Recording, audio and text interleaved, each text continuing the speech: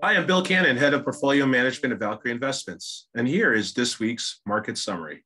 Markets continue to digest the hawkish comments given by Fed Chairman Powell the week prior, as interest rates moved higher with the back end of the curve stretching over 20 basis points week to week. Equities trended lower ahead of the long weekend, given the cloudy outlook.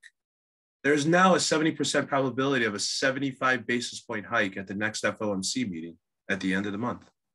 One optimistic metric that has climbed from historical lows is the 2-10 Treasury yield spread, moving from around negative 35 basis points and climbing over negative 20 through the weekend.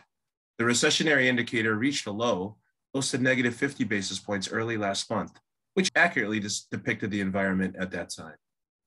As planned months ago, the quantitative tightening strategy moved ahead with the monthly runoff total jumping to $95 billion, which is trying to make a dent in the $9 trillion balance sheet mainly accumulated over the last 2 years.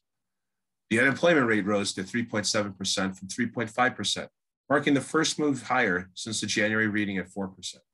While somewhat welcomed by investors as a possible result of recent rate hikes, the labor market remains relatively robust as the economic tightening measures continue to find some points of progress. Now that summer is officially over, the change of seasons might bring more challenges both stateside and abroad. Stress is being seen in debt issued by companies with lower credit profiles as refinancing becomes an issue in the current interest rate environment. Bankruptcy filings are beginning to trend higher for both the corporate and individuals here in the US. Meanwhile, the ECB and the Bank of Canada meet this week to try and gain more control of their current inflation situation with similar style hikes between 50 and 75 basis points.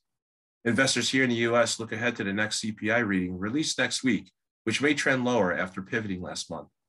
But main concern is planning around the Russian shutdown of the Nord Stream natural gas pipeline to Europe, with winter now months away. Higher energy prices could reverberate across the globe, pending a viable solution. Please let me know your comments and suggestions, and don't forget to subscribe. Till next week, take care.